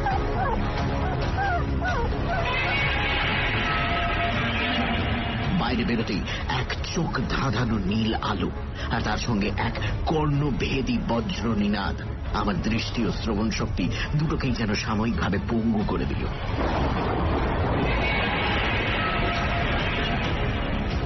আমার আর অ্যানাইহেলেনের ঘোড়া টেপা হল না। তারপরেই আরেকটা বিদ্যুতের ঝলকে দেখলাম টিরানোসরাস তার পথ পরিবর্তন করে আমাদের দিক থেকে দূরে চলে যাচ্ছে। চেঁচিয়ে উঠল মোহন, কিন্তু তাতে ওকে তেমন ভাবে কাবু করতে পারেনি। আমি বললাম, কি সাংঘাতিক শক্তিশালী জানোয়ার!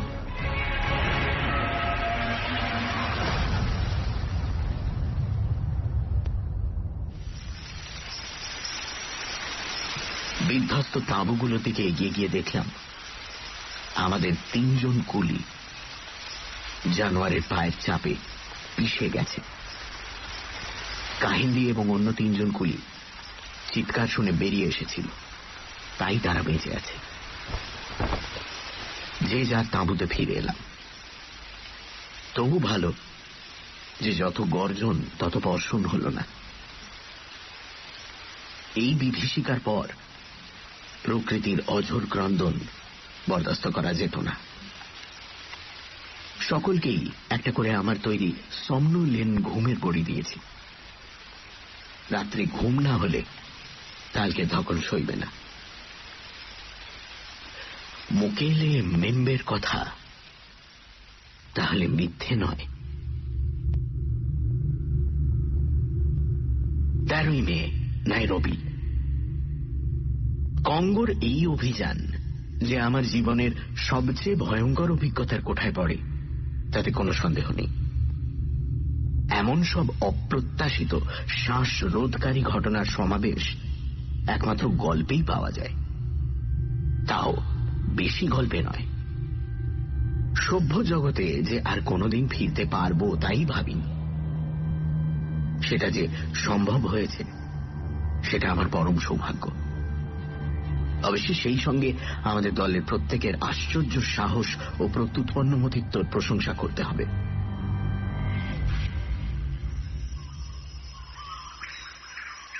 দশই মে সকালে উঠে যেটা দেখলাম সেটা হলো ভিজে মাটিতে টিরানোসরাসের পায়ের ছাপ। ছাপ সোজা উত্তর দিকে চলে গেছে। এখন কথা হচ্ছে আমরা যাব কোন দিকে। কথাটা মোহনীকে জিজ্ঞেস করাতে সে বলল, আমরা এমনিও উত্তরেই যাচ্ছিলাম, কাজেই এখন দিক পরিবর্তন করার কোনো মানে হয় না। পিছোতে তো আর পারি না, গেলে সামনেই যেতে হবে। আর জানোয়ারের কথা ভেবেও লাভ নেই। তার যদি আমাদের উপর আক্রোশ থাকে তো সে আমাদের ধাওয়া করবেই, আমরা যেদিকেই যাই না কেন। আমার বিশ্বাস তার গায়ে বাজ পড়ার ফলে সে খানিকটা কাবু হয়েছে। তার তাগত ফিরে পেতে কিছুটা সময় লাগবে। ডেভিড মনরো সব শুনে অত্যন্ত জোরের সঙ্গে বলল, আমরা পায়ের ছাপই অনুসরণ করব। বিংশ শতাব্দীতে দিনের আলোয় টিরানোসরাসকে দেখতে পেলে সারা জীবন আর কিছু না করলেও চলবে।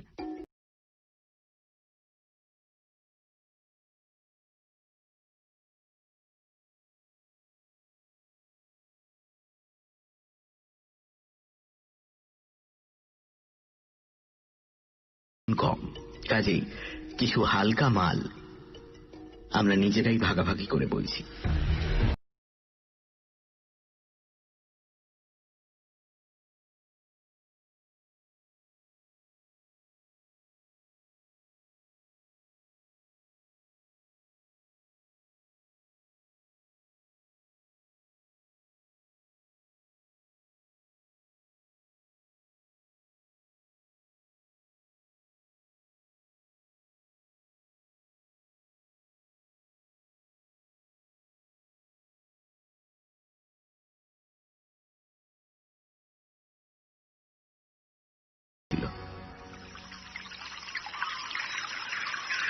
মিনিট 10 চলার পর যে নদীটার শব্দ পাচ্ছিলাম সেটা সামনে এসে পড়ল। হাত 15 বেশি চওড়া নয়, জলও হাঁটুর বেশি গভীর নয়, তাই হেঁটে পার হতে অসুবিধা হল না।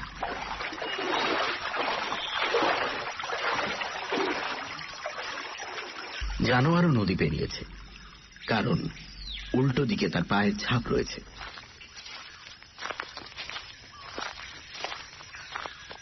আরো সিকি মাইল গিয়ে দেখি জমির জাত বদলে গেছে। এখানে আবার সেই ভলক্যানিক অ্যাশ আর পাথরের কুচি। আবার আগ্নেয়গিরির কাছাকাছি এসে পড়েছি আমরা। এখানে বনের ঘনত্ব যেন কিছুটা কম।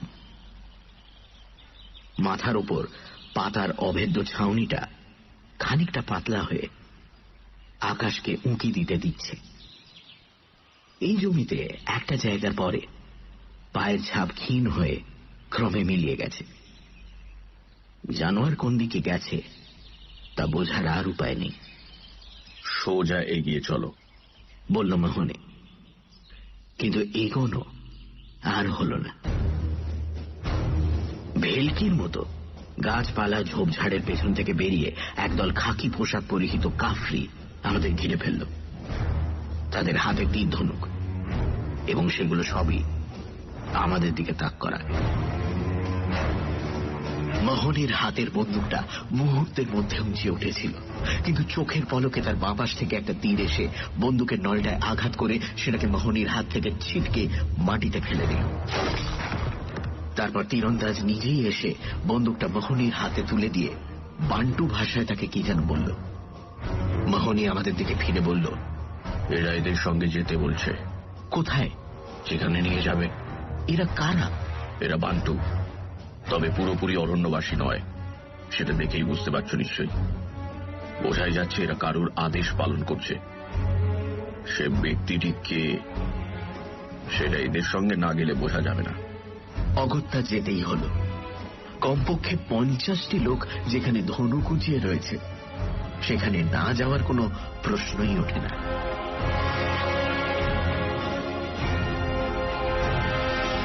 পাহাড়ের গা দিয়ে মিনিট 5 গিয়ে যেখানে পৌঁছলাম, সেখানে প্রকৃতির উপর মানুষের হাতের ছাপ সুস্পষ্ট। চারিদিকের গাছ কেটে ফেলে একটা খোলা জায়গা তৈরি করা হয়েছে। তার এক পাশে কাঠের খুঁটির উপর দাঁড়িয়ে আছে একটি সুদৃশ্য কাঠের কেবিন। সেটাকে ফরেস্ট বাংলো বললে ভুল হবে না। আমরা আমাদের গ্রেপ্তারকারীদের নির্দেশে এগিয়ে গেলাম কেবিনের দিকে। মানুষ আছে কি ওই কেবিনে? হ্যাঁ, আছে। আগে কণ্ঠস্বর, তারপর সেই কণ্ঠস্বরের অধিকারী বেরিয়ে এলেন কেবিনের বারান্দায়। Good morning, good morning. লাল চুল আর মুখ ভর্তি লাল গোঁপদাড়ি দেখে চিনতে মোটেই কষ্ট হল না লোকটিকে। ইনি জার্মানির বহুমুখী প্রতিভাধর বিজ্ঞানী প্রফেসর কার্ল হাইমেনডর্ফ। ওয়েলকাম প্রফেসর শঙ্কু, ওয়েলকাম হেয়ার ক্রোল। হাইমেনডর্ফ এবার হাতে তালি দিয়ে বান্টু দলটাকে ডিসমিস করে দিলেন। আসুন, সবাই ওপরে আসুন। আমরা 5 জন কাঠের সিঁড়ি দিয়ে ওপরে উঠে ভদ্রলোকের পেছন পেছন বৈঠকখানায় গিয়ে ঢুকলাম। ঘরে আরো দুজন শ্বেতাঙ্গ ভদ্রলোক রয়েছেন। দুজনেই আমার চেনা, ডক্টর গাউস ও প্রফেসর এলরিক। পরিচয় পর্ব শেষ হবার পর হাইমেন্ডফ বললেন, আমাদের দলের আরেকজন ইঞ্জিনিয়ার হালসম্যান একটু কাজে ব্যস্ত আছেন, তার সঙ্গে পরে আলাপ হবে। তারপর আমার দিকে ফিরে বললেন, আমি খবর পেয়েছি আপনারা এখানে এসেছেন। নাইরোবির সঙ্গে রেডিও কন্ট্যাক্ট আছে আমাদের। শুধু নাইরোবি কেন, পূবে নাইরোবি আর পশ্চিমে কিসাঙ্গানি দুয়ের সঙ্গেই আছে। আবার কিসাঙ্গানি মারফত যোগ আছে দেশের সঙ্গে। কাজেই দুনিয়ায় কোথায় কি ঘটছে সব খবরই আমরা পাই। আমি বললাম, কিন্তু আপনারা যে বেঁচে আছেন সেই খবর তো বাইরের লোক জানে না। হাইমেন্ডফ হো হো করে হেসে উঠল। সে খবর তাদের জানতে দিলে তারা নিশ্চয়ই জানবে, হয়তো আমরা জানতে দিতে চাই না। মানে কেন? কাজের অসুবিধা হবে বলে। আমি আর কিছু বললাম না। কাজ যে চলছে এখানে সে তো বুঝতেই পারছি, যদিও কাজটা যে কি সেটা এখনো জানি না। এবার সন্ডার্স প্রশ্ন করল, বাইরের সঙ্গে যোগাযোগ থেকে থাকলে আপনি ইটালিয়ান এবং ব্রিটিশ অভিযানের দলটি আসার কথাও শুনেছিলেন নিশ্চয়ই? শুনেছিলাম বই কি, কিন্তু তারপর তাদের কি হলো সেই খবর তো পাইনি। ক্রোল বলল, তোমাদের এই অঞ্চলে যে একটি প্রাগৈতিহাসিক প্রাণী বাস করে সে খবর রাখো কি? হাইমেন্ডফের মুখ হাঁ হয়ে গেল। প্রাগৈতিহাসিক প্রাণী? Tyrannosaurus rex to be exact. তোমরা তাকে দেখেছো? শুধু দেখেছি না, প্রাণীটা আমাদের ক্যাম্পে হামলা করেছিল। তার পায়ের চাপে আমাদের 3টে কুলি মারা গেছে। কি আশ্চর্য, বলল হাইমেন্ডফ। কিন্তু কই, আমাদের এ তল্লাটে তো সে প্রাণী আসেনি। একটি কৃষ্ণাঙ্গ বেয়ারা আমরা আসার প্রায় সঙ্গে সঙ্গেই কফি এনেছিল। সেটা খাওয়া শেষ হলে হাইমেন্ডফ উঠে দাঁড়িয়ে বললেন, তোমাদের এইভাবে ধরে আনানোর জন্য আমি অত্যন্ত দুঃখিত, কিন্তু তোমাদের সঙ্গে দেখা হওয়াটা বিশেষ দরকার ছিল। যখন খবর পেলাম তোমরা কাছাকাছির মধ্যে এসে গেছো, তখন সুযোগটা ছাড়তে পারলাম না। এবার চলো তোমাদের একটু ঘুরিয়ে দেখাই, আমার মনে হয় তোমাদের ইন্টারেস্টিং লাগবে। হাইমেন্ডফ, গাউস ও এলরিক রওনা দিলেন। আমরা তাদের পেছনে সার বেঁধে কাঠের সিঁড়ি দিয়ে নিচে নামলাম। বাংলোর চারপাশটা গাছ আর ঝোপঝাড় কেটে পরিষ্কার করা হলেও মাটিতে ভলক্যানিক অ্যাশ এখনো রয়েছে। অগ্নি উৎপাতের সময় ভলক্যানো থেকে গলিত লাভার স্রোত বেরোয় ঠিকই, কিন্তু মানুষের পক্ষে আসল ভয়ের কারণ হচ্ছে এই ছাই ও বিষাক্ত গ্যাস। লাভার স্রোতের গতি খুবই মন্থর, মানুষ অনায়াসে দৌড়ে সেই স্রোতের আক্রমণ থেকে রক্ষা পেতে পারে।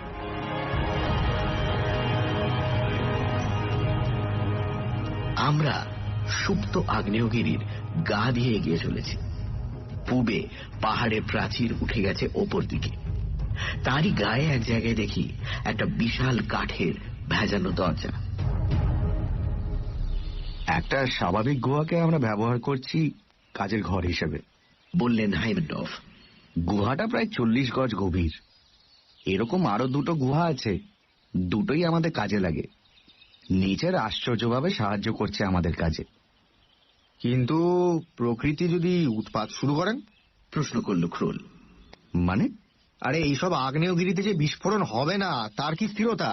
তার উপক্রম দেখলে আমাদের দ্রুত পালাবার ব্যবস্থাও আছে, রহস্য করে বললেন হাইমেন্ডফ। আরো কিছু দূর গিয়ে একটা টানেলের মুখে পৌঁছলাম আমরা। 3 জার্মান সমেত আমরা সেটায় প্রবেশ করলাম।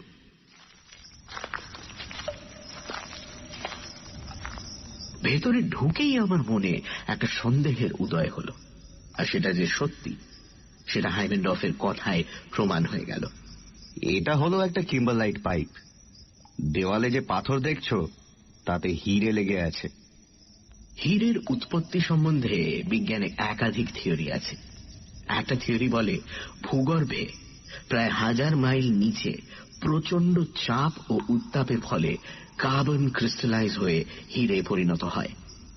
সেই হিরে অগ্নি উৎপাতের সময় গলিত খনিজ পদার্থের স্রোতের সঙ্গে উপরে উঠে আসে। সেই হিরেই লেগে থাকে পাথরের গায়ে এইসব সুড়ঙ্গের মধ্যে। হাইমেন্ডফ বলে চললেন, একটা সাধারণ কিম্বালাইট পাইপে 100 টন পাথর কেটে তা থেকে মাত্র 32 ক্যারেট হিরে পাওয়া যায়, অর্থাৎ 1 আউন্সের 5 ভাগের 1 ভাগ। এই সুড়ঙ্গে শাবলের এক আঘাতে 500 ক্যারেট হিরে পেলেও আশ্চর্য আবার কিছু নেই। সুড়ঙ্গে যে খননের কাজ চলছে সেটা দেখেই বোঝা যায়। শাবল পড়ে আছে মাটিতে, সারা সুড়ঙ্গের গায়ে আলো বসানো রয়েছে, মাটিতে লাইনের ওপর ট্রলি রয়েছে মাল বাইরে বার করার জন্য। এটা কি ব্লু ডায়মন্ড? আমি প্রশ্ন করলাম। বাবা শঙ্কু, তুমি তো ভালোই খবর টবর রাখো দেখছি। বাঁকা হাসি হেসে বললেন হাইমেন্ডফ, হ্যাঁ, এটা ব্লু ডায়মন্ড, একটা বিশেষ শ্রেণীর ব্লু ডায়মন্ড, টাইপ 2B। রত্ন হিসেবে এর দাম কিছুই নয়, কিন্তু এই বিশেষ টাইপের হিরে ইলেকট্রনিক্সে বিপ্লব এনে দিয়েছে। ব্লু ডায়মন্ডের এমন অফুরন্ত ভান্ডার পৃথিবীতে আর কোথাও নেই বলেই আমার বিশ্বাস। এইরকম পাইপ আরো আছে এখানে, সেগুলোতে কাজ চলছে। কাফরিদের বাগে আনতে পারলে কাজ ভালোই করে।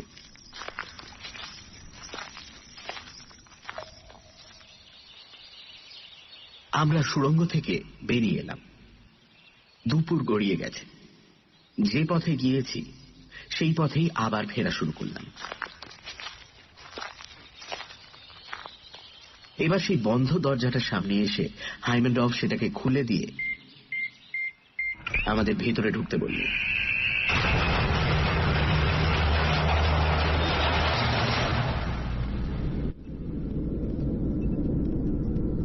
এই যেন আলিবাবার গুহা। ভেতরে আসবাবপত্র, যন্ত্রপাতির এমন সমারোহ যে একবার ঢুকলে সেটাকে আর গুহা বলে মনেই হয় না। গবেষণাগার, বিশ্রাম কক্ষ, কনফারেন্স রুম, সবকিছুই বলা চলে এটাকে। এত সব জিনিসপত্র দেখে অবাক হচ্ছে বোধহয়। আসলে কি বলতো শঙ্কু, শহরের সঙ্গে যোগাযোগ থাকলে সাপ্লাইয়ের ব্যাপারটা আজকের যুগে কোনো ব্যাপারই না। 4 জন অস্ত্রধারী দরজার মুখে এসে দাঁড়িয়েছে। বোঝাই যাচ্ছে তারা পুলিশ। ক্রোল ছাড়া আমরা সবাই সোফায় বসলাম। ক্রোলের একটা ছটফটে ভাব, সে ঘুরে ঘুরে দেখছে। একটা যন্ত্রের সামনে দাঁড়িয়ে বলল, তোমরা কি রিমোট কন্ট্রোলে কোনো কিছুকে চালনা করছো নাকি? এতে নানা রকম নির্দেশ লেখা সুইচ দেখছি। হাইমেন্ডফ শুকনো গলায় বললেন, শোনো, হালসম্যান একজন অতি দক্ষ ইঞ্জিনিয়ার, আর ইনভেন্টর হিসেবে প্রফেসর শঙ্কুর সমকক্ষ না হলেও গাউসের ভালোই খ্যাতি আছে। মানুষের পরিশ্রম লাঘব করা যখন ইলেকট্রনিক্সের একটা প্রধান কাজ, তখন নানা রকম বাইরের কাজ যাতে ঘরে বসেই করা যায় তার চেষ্টা আমরা করি বই কি। তোমরা যে এদিকে আসছো সেটা তো গুহায় বসেই জেনেছি। গুহার একদিকে পাশাপাশি 4টে টেলিভিশন স্ক্রিন দেখছিলাম। হাইমেন্ডফ উঠে গিয়ে পরপর 4টে বোতাম টিপতেই জঙ্গলের 4টে অংশের ছবি তাতে দেখা গেল। ভিডিও ক্যামেরা লাগানো আছে গাছের গায়ে, বনের 4 জায়গায়। ক্রোল অগত্যা সোফায় এসে বসল। এবার হাইমেন্ডফের চেহারায় একটা পরিবর্তন দেখা দিল। হালকা ভাবটা চলে গিয়ে তার জায়গায় এলো একটা থমথমে গাম্ভীর্য। সে উঠে দাঁড়িয়ে 2-1 পায়চারি করে গলা খাঁকড়ে নিয়ে বলল,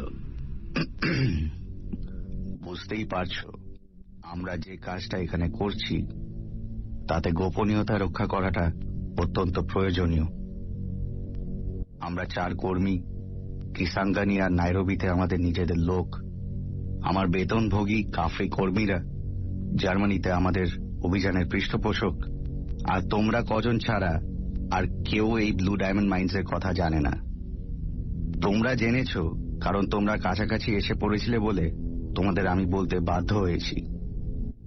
কিন্তু বুঝতেই পারছো যে তোমাদের মারফত খবরটা বাইরে পাচার হয়, সেটা আমি কোনো মতেই ঘটতে দিতে পারি না। হাইমেন্ডফ কথা থামালেন। গুহার মধ্যে চূড়ান্ত নৈঃশব্দ। মাহনি দাঁতে দাঁত চেপে কোনো মতে নিজেকে সামলে রেখেছে। বাকি 3 জন পাথরের মতো অনড়। তাদের দৃষ্টি হাইমেনডফের দিকে। গাউস ও এলরিককে দেখে তাদের মনের ভাব বোঝার উপায় নেই। নিঃশব্দতা ভেঙে ক্রোলি হঠাৎ কথা বলে উঠল হাইমেনডফকে উদ্দেশ্য করে। কার্ল, হিটলারের আমলে তোমার কি ভূমিকা ছিল সেটা এদের একটু বলবে কি? বুখেনওয়াল্ড কনসেন্ট্রেশন ক্যাম্পে ইহুদি বন্দীদের উপর এক তরুণ পদার্থবিদ ঠিক কি ধরনের অত্যাচার। হাইমেনডফ গর্জিয়ে উঠলেন। ক্রোলের যা বলা তা বলা হয়ে গেছে, তাই সে চুপ করল। আমি অবাক হয়ে দেখছি হাইমেনডফের দিকে। চোখে ওই ক্রূর দৃষ্টি, ওই ইস্পাত শীতল কণ্ঠস্বর। একজন প্রাক্তন নাৎসির পক্ষেই মানানসই বটে।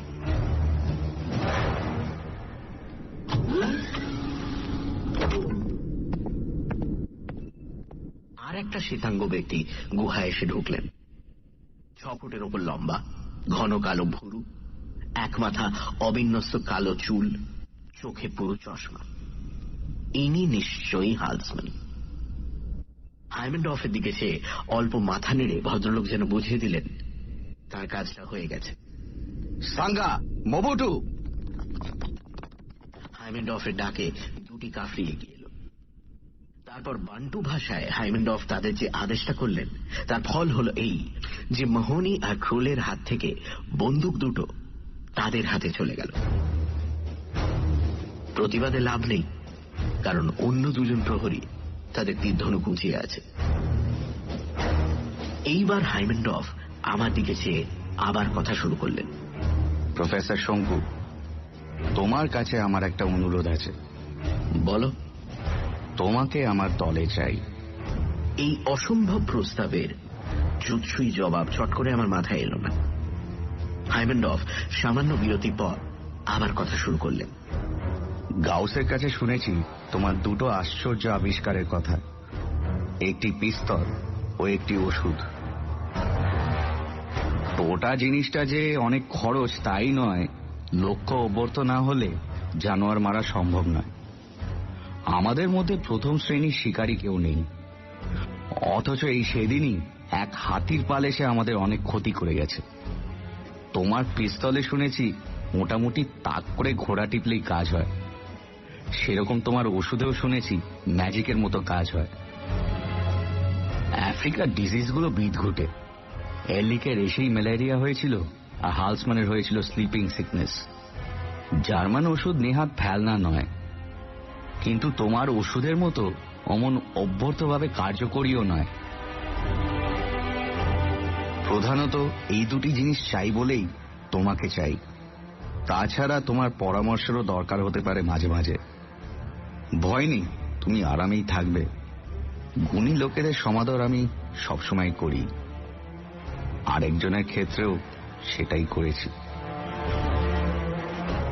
একটা অদম্য ইচ্ছে হচ্ছিল পকেট থেকে পিস্তলটা বার করে এই জঘন্য মানুষটাকে নিশ্চিহ্ন করে দেব, কিন্তু জানি তার পর মুহূর্তেই ওই তীরন্দাজরা আমাদের সকলকে খতম করে দেবে। বললাম, আমার দল ছেড়ে যাওয়ার কোনো প্রশ্নই উঠতে পারে না।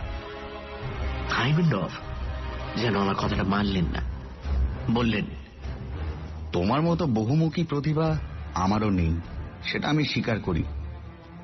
টাইপ 2B ব্লু ডায়মন্ডের দৌড় কতটা, এর সাহায্যে ইলেকট্রনিক মারণাস্ত্রের কি উন্নতি সম্ভব, সেটা হয়তো তুমি যতটা চট করে বার করতে পারবে তেমন আর কেউ পারবে না।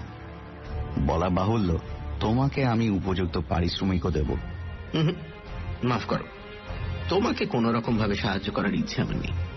এই তোমার শেষ কথা? হ্যাঁ। কিছুক্ষণ এক দৃষ্টে আমাদের দিকে চেয়ে থেকে তারপর মুখ খুললেন হাইমেনডফ। Very well. এ কি? রকেটের হঠাৎ ছটফটানির গোঙানির কারণ কি? বাইরে থেকে যে তীক্ষ্ণ চিৎকার শুনছি সেটা কি বাঁদরের? আসার সময় কিছু কোলবাস মাঙ্কি দেখেছিলাম বটে। ওয়েল জেন্টলম্যান, বললেন হাইমেনডফ, এবার তোমাদের কাছ থেকে বিদায় নেবার সময় এসেছে। অ্যাজ ইউ ক্যান সি, আমাদের অনেক কাজ। কথা বলে সময় নষ্ট করতে পারবো না, বিশেষ করে সে কথায় যখন কাজ হবে না।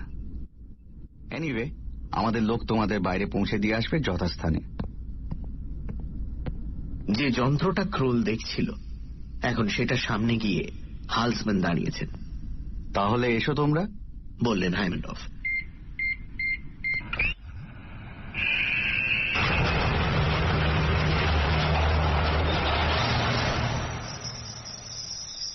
হালসম্যান ছাড়া সবাই বাইরে বেরিয়ে এলাম। সূর্য পাহাড়ের পেছনে নেমে গিয়ে চারিদিক অন্ধকার হয়ে এসেছে। Good bye gentleman. হাইমেন্ডফ তার দুই সঙ্গীকে নিয়ে বাংলোর দিকে চলে গেলেন। চারজন কাফরি আমাদের দিকে তীর উঁচিয়ে রয়েছে। বুঝতে পারছি আমাদের সময় ঘনিয়ে একটা কিছু করা দরকার। রাস্তাও একটাই।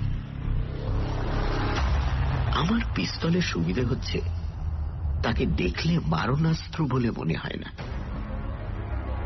মরিয়া হয়ে পকেট থেকে অ্যানাইহিলিন বার করে তীরন্দাজের দিকে তাক করে ঘোড়া টিপে দিলাম।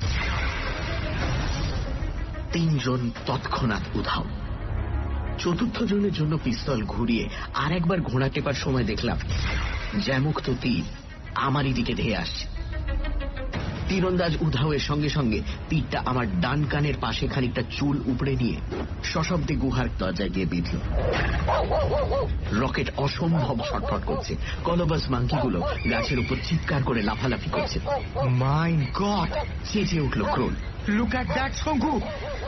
পূর্বে 20 গজ দূরে গাছের সারির মধ্যে দিয়ে আমাদেরই দিকে ধেয়ে আসছে টিরানোসরাস রেক্স।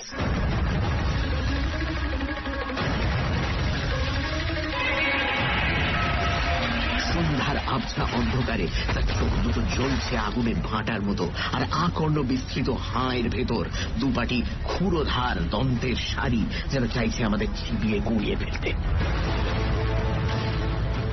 আমি পকেট থেকে অ্যানাইহিলিনটা বার করে পর মুহূর্তে বুঝতে পারলাম আমার পিস্তল এই দানবের ক্ষেত্রে কাজ করবে না।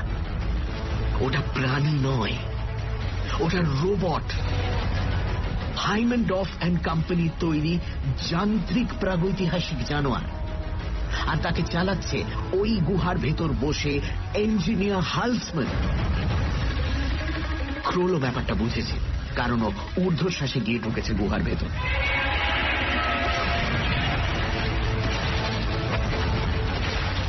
যান্ত্রিক দানব দ্রুত পদক্ষেপে এগিয়ে আসছে আমাদের দিকে। অস্ত্রে কোনো কাজ হবে না, তাই কতকটা আত্মরক্ষার জন্যই আমরা আবার গিয়ে ঢুকলাম গুহার ভেতরে। গিয়ে দেখি এক আশ্চর্য নাটকীয় দৃশ্য। হালসম্যানের বাঁ হাত যন্ত্রের কন্ট্রোলের ওপর, আর ডান হাতে ধরা রিভলভার সোজা তাক করা ক্রোলের দিকে। ক্রোলের আচরণ কিন্তু ভারী অদ্ভুত। সে মৃদু স্বরে হালসম্যানের নাম ধরে ডেকে যাচ্ছে, আর এক এক পা করে এগিয়ে যাচ্ছে তার দিকে।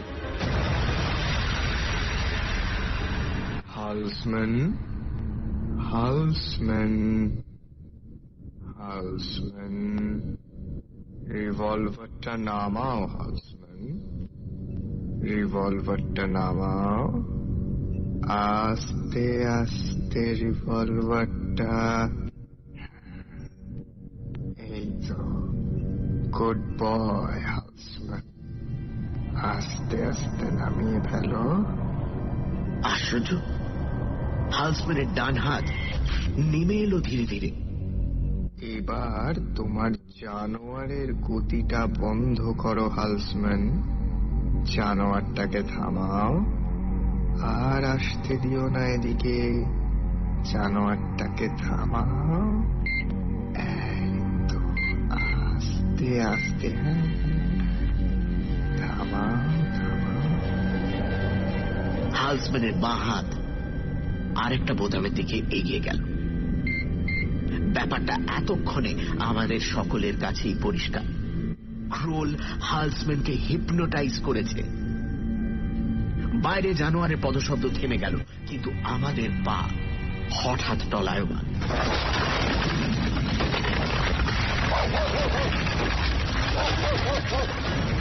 মাটি নড়ছে, সমস্ত গুহার জিনিসপত্র থরথর করে কাঁপছে, রকেট প্রচন্ড ঘেউ ঘেউ করছে। ভূমিকম্প, এবং এরপর যদি অগ্নি উৎপাত শুরু হয় তাহলে আশ্চর্য হওয়ার কিচ্ছু নেই। অনেক পশু পাখি ভূমিকম্পের পূর্বাভাস পায় তাদের ইন্দ্রিয়ের সাহায্যে। রকেটের চাঞ্চল্যের কারণ এখন বুঝতে পারছি। বানরদের চেঁচামেচিও এই একই কারণে। আমরা গুহা থেকে বেরিয়ে এলাম। 10 হাত দূরে টেরানোসরাস অনো, তার দেহ ভূমিকম্পে আন্দোলিত হচ্ছে। চতুর্দিকে মানুষের আর্তনাদ শুরু হয়েছে। আমরা দৌড় দেব এমন সময় একটা পরিচিত কণ্ঠস্বর কানে এলো, শঙ্কু, শঙ্কু, শঙ্কু, শঙ্কু। ঘুরে দেখি তাজ্জব ব্যাপার, ওই দূরে ক্রিস ম্যাকফারসন মরিয়া হয়ে আমাদের দিকে হাতছানি দিয়ে রাখছে। শঙ্কু, শঙ্কু। তার পেছনেই একটা হলুদ গোলক আকাশে মাথা উঁচিয়ে রয়েছে। রহস্যের সমাধান পরে হবে, এখন প্রথম কাজ হলো পালানো। দৌড়ে গেলাম ম্যাকফারসনের উদ্দেশ্যে। ম্যাকফারসন আমাদের পেছনে আঙুল দেখাল। ঘুরে দেখি হাইমেন্ডফ, এলরিক ও গাউস ছুটছে ম্যাকফারসনের দিকে। চোখের পলকে মোহনী 2 ঘুষিতে প্রথম দুটিকে ধরাশায়ী করল। গাউস জব্দ হল সন্ডার্সের ঘুষিতে। কাহিনী নির্ঘাত কুলির দল সমেত পালিয়েছে, তাদের কথা ভাবার সময় নেই। 1 মিনিটের মধ্যে রকেট সমেত আমরা 5 জন ম্যাকফারসনের প্রোপেন গ্যাস চালিত বেলুনে উড্ডীয়মান।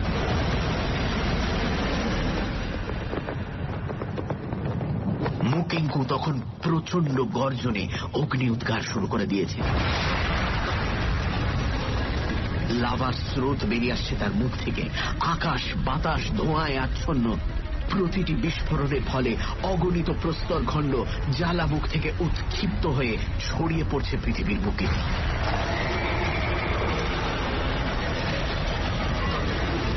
গাছের পাতার ফাঁক দিয়ে দেখতে পাচ্ছি ছোট বড় সব রকম বন্য প্রাণী পরিত্রাহী ছুটে পালাচ্ছে প্রকৃতির এই দুর্যোগ থেকে রক্ষা পাওয়ার জন্য।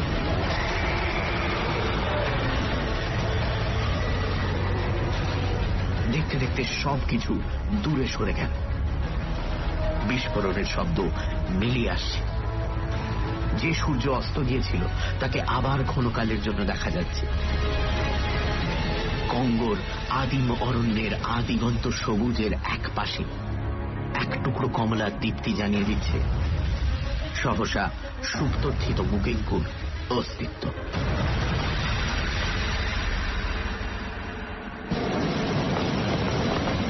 এতক্ষণে ম্যাকফারসন কথা বলল। তোমাদের দূর থেকে দেখতে পেয়েছিলাম, কিন্তু কিভাবে যোগাযোগ করব সেটা বুঝতে পারছিলাম না। শেষটায় সুযোগ জুটে গেল দুর্যোগের মধ্যে দিয়ে। আমি আমাদের দলের সকলের সঙ্গে ম্যাকফারসনের পরিচয় করিয়ে দিলাম। কিন্তু তোমাকে এরা ধরে রাখলো কেন? ম্যাকফারসন বলল, এই যে গ্যাস বেলুনটা দেখছো, এটা তো আমাদের। হ্যাঁ, আমাদের। হাইমেন্ডফের নয়। আগ্নেয়গিরি অঞ্চলে কাজ করতে হবে বলে এটা আমরা সঙ্গে নিয়েছিলাম। দ্রুত পালানোর পক্ষে এর চেয়ে ভালো উপায় তো নেই। অবশ্যই এছাড়া আরো একটা কারণ আছে। সেটা কি? খনিজ বিদ্যায় আমি যে ডক্টরেট পেয়েছি তার বিষয়টা হলো ব্লু ডায়মন্ড। এই সম্বন্ধে আমার চেয়ে বেশি জানা লোক বড় একটা নেই। এই কথাটা জানার পরই হাইমেন্ডফ আমাকে রেখে দেয়, না হলে আমার দলে আর সকলের মতো ওই যান্ত্রিক দানবের পায়ের তলায় পিষে মারত। অবশ্য এই দাসত্ব হচ্ছে মৃত্যুই হয়তো শ্রেয় ছিল। ডেভিড প্রশ্ন করল, ওই আশ্চর্য দানবটা তৈরি করলো কে? পরিকল্পনা হাইমেন্ডফের। রূপ দিয়েছে গাউস, এডলিক, হালসমান আর 50 জন বান্টু কারিগর। কারিগরিতে পৃথিবীতে বান্টুদের সমকক্ষ খুব কমই আছে। অনুসন্ধিৎসুদের বিনাশের জন্যই ওই দানবের সৃষ্টি।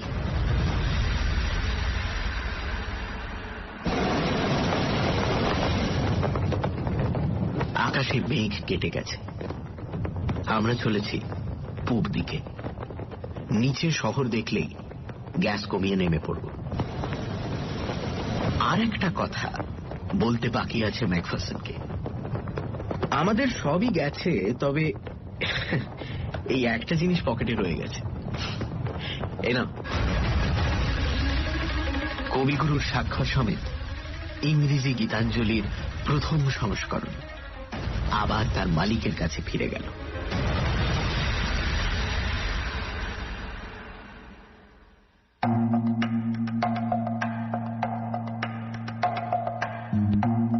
শুনছিলেন শঙ্কুর কঙ্গ অভিযান, রচনা সত্যজিৎ রায়, গল্প পাঠে এবং শঙ্কুর ভূমিকায় দীপ, জিম মাহোনির চরিত্রে মীর, ম্যাকফারসনের ভূমিকায় Pushpal, David Munro Amartya, Saunders এবং গল্পের সূত্রধার আমি সোমক, প্রফেসর ক্রোলের ভূমিকায় অগ্নি, প্রফেসর কার্ল হাইমেন্ডফ রিচার্ড, কুলি কাহিন্দির চরিত্রে অত্রি, শব্দগ্রহণ, আবহ সঙ্গীত এবং স্পেশাল এফেক্টসে Richard, on air publicity design Pushpal, social media publicity design Richard, পর্ব পরিচালনায় টিম সানডে সাসপেন্স, সমগ্র পরিকল্পনা এবং পরিচালনায় ইন্দ্রাণী।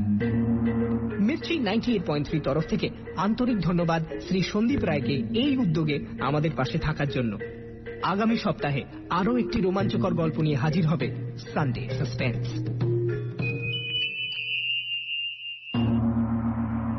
সানডে সাসপেন্স কেমন লাগলো জানান আমাদের।